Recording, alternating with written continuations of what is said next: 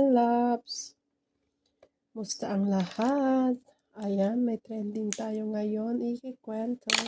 Charla. Wala lang. Rest muna ang person ngayon.